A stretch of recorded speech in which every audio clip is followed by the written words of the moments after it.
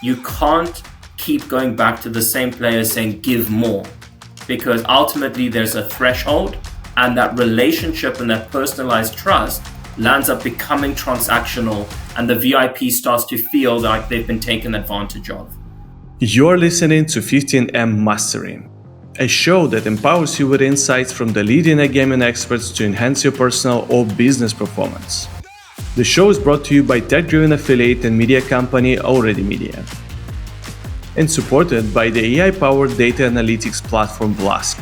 Yo Investments, a fund manager investing in outstanding people who are disrupting the iGaming, fintech, and crypto industries. And BC Game, the multi-award winning crypto casino with a player-centric approach. Hello and welcome to 15M Mastery. Today we're joined by the one and only Gali from WarriorLab, a leader in player engagement and development strategies. This is one of the first of 3 episodes with Gali, and in today's episode we will explore how to nurture player development and implement strategies to grow your audience with a special focus on VIP players. Welcome, Gali. How's it, Dimitri? Thanks so much for having me again. It's always nice to have you here. Let's go straight into the action. What are the key factors to consider when developing a player growth strategy? So first and foremost, when we're talking about player development and growth strategy, especially in VIP, you're talking about the foundation levels of how to grow a VIP segment. We're talking at the segmentation before VIP, as well as the different sub-segments of your VIP structure. So the fundamental considerations off the bat is, do you have the structure? If you don't have the structure, then trying to develop something that is either fragmented or wrong is only going to cost you money, and it's going to mislead your resources in the wrong direction, which is very difficult to undo, because ultimately the people on the receiving end are your VIP or perceived VIP players. So the first thing that you need is structure, and you need to look at the structure from both a VIP segment perspective and your pre-VIP, non-VIP segment as well, to balance the two into developing players into VIPs. I think this is a very perfect lead to my next question. So how do you identify and segment players who have the potential to become VIPs? So I like to look at a new approach to segmentation. If you look at the last, say, 10 years of segmentation in VIP, everything has always followed what was known and is now classified as linear modeling.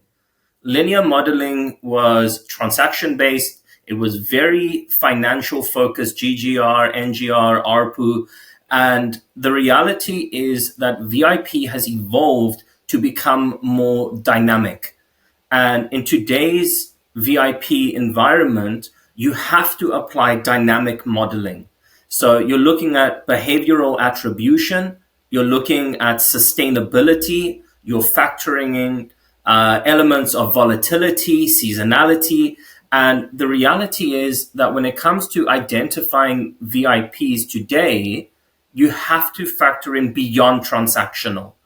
And with that, there are new models and new strategies that have been created, some that we've created as well with WarriorLab, where you're looking at, I would say, performance from a sustainable standpoint, where you're factoring in overperformance, underperformance, and standardized performance to avoid false positives as well as false negatives.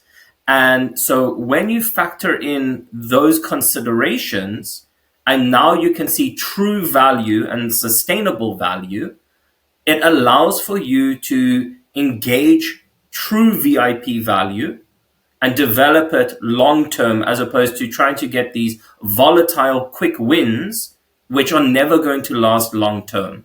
Wow, I love it. I don't think I ever heard someone implementing this dynamic segmentation, because usually these are always like predefined and sometimes for years used segmentation principles which are being applied no matter what territories are, the seasonality, anything. So I really like your approach, and I think this is a very important concept which should be fundamentally implemented in iGaming. And it's great that you guys at WarriorLab are using and becoming the ambassadors of that movement. Absolutely love it.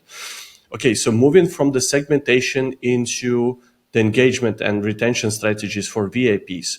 Especially, I think the iGaming is becoming a very competitive niche, and we have a lot of competitive markets. So, what kind of strategies work best to engage and retain VIPs, especially in competitive markets?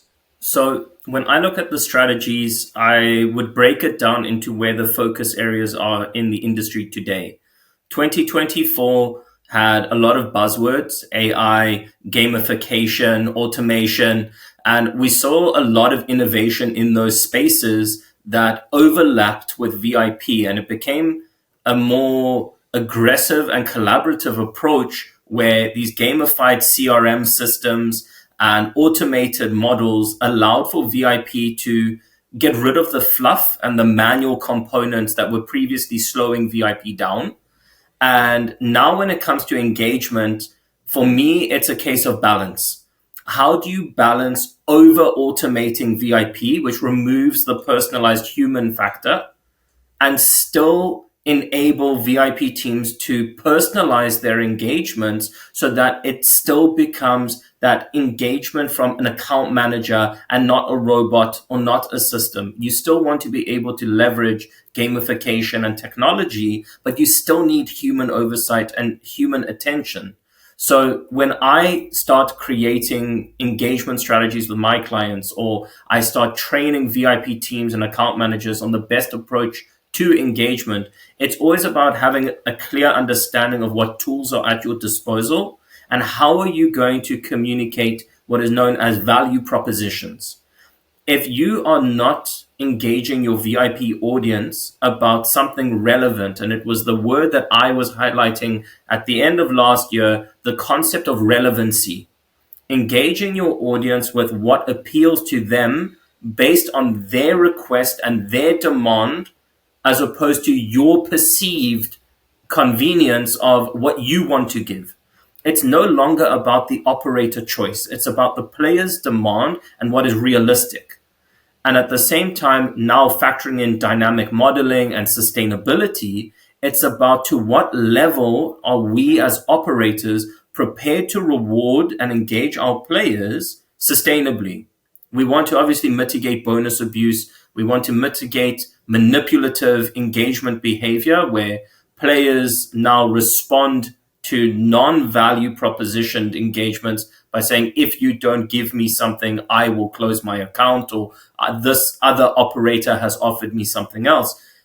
That generally, that behavior derives from sharing options to players that aren't relevant, that aggravates a situation and causes frustration. And it is our responsibility as a VIP team and a VIP function to identify through relationship building what is relevant, what should be shared, what should be automated, and what requires direct account management oversight so that we keep the relationship healthy. And so when it comes to those type of engagements with players, if we don't have a finger on the pulse on all of those different touch points, we're going to start spamming our players. And that's something that we have to avoid at all costs. Well, I think your approach to the player incentivization is something I never heard before as well, and the way how to structure this whole data driven insight support into player development initiatives. I really like it. Maybe you can talk a little bit more about specifics, because I think what you just mentioned are like a true fundamentals in both segmentation or engagement principles. But can you share some examples of maybe effective rewards or incentives, like you mentioned, for fostering loyal and high value players? I'll use the most common VIP structure that you get in the industry at the moment, which is tiered segmentation, where you have these 10 different tiers, and gradually by earning points or by climbing the ranks, you move through from 1 to 10. And the higher you go, the bigger your rewards. Those type of programs, which were created from the first ever VIP model, which was purely transactional, has evolved and developed now to incorporate gamification. Now you have maps and journeys, and people are, building cities and doing all sorts of things. By playing more, they unlock more through technology. but that entire process is automated. Now, suddenly you get to level 6 or level 7 and you unlock your account manager reward. The moment you get to that point, that there is a human incentive to reach that level, the expectation is, what does it mean for me as a player? Now I've unlocked an account manager. Great. I've had account managers in the past. What does it mean for me now? What changes in this process? You're already automating my cashback. You're automating my deposit matches. You're automating the gamification elements of my weekly bonuses. What is the human factor when you start to add on those layers? And that's the most challenging element, because these are pre-built, predefined segment tiers. The rewards are preset as player journeys. And the account manager is there more as a custodian of an account that is meant to have oversight and feedback into the system while customizing an experience. That level of customization is something that needs to be done in conjunction with the player. If I'm the account manager and you are my VIP, I would come to you and I would ask you, what are your expectations? What do you want from me? What do you receive from other companies that potentially you aren't receiving from us? Can we match it? Can we beat it? How do we enhance your other experiences that you're getting somewhere else with the intention of consolidating your business to us? And the reality of it is, anyone can ask that question. Those who succeed are the ones that actually do something with the feedback. And that feedback loop, where we start looking at high value feedback and actionable feedback, the people who implement those engagements are the ones that land up retaining those players the longest and ultimately taking business from their competitors, because the player is incentivized through relationship as well as successful action to move their business to you, because the money is going to follow trust. And I will trust the account manager and the business that actually actions my feedback. So that's the engagement strategy, the ultimate strategy. If you're going to balance automation with that human engagement, this is one of the prime examples that I can give that we've been working with other companies doing, and the result is astronomical. I love it. What are the pitfalls of this strategy and how they can be avoided? I think the pitfall initially is under resourcing. A lot of companies don't understand the resource requirement as well as the time element that these strategies take to deploy. What we've seen in many cases is either you are completely understaffed, in which case you don't have the capacity to review and action feedback correctly, that you start cutting corners and then information starts to be limited or fragmented.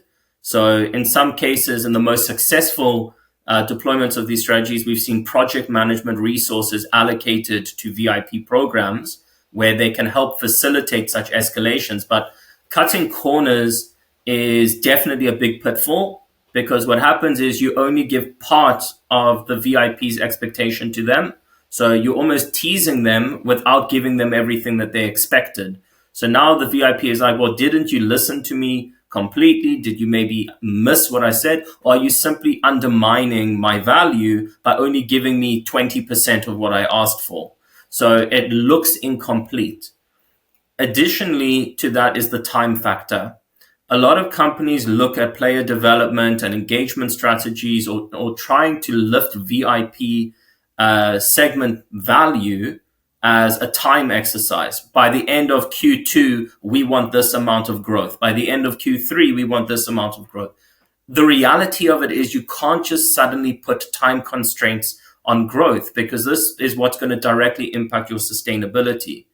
Becoming too aggressive is only going to lead to burnout. And we had an example like this recently with a client that was putting a very intense amount of aggressive deposit offers and marketing engagement to the VIP audience, repeatedly targeting the same audience without onboarding more players proportionately to their spend. And ultimately what it resulted in was in that repeat audience burning out.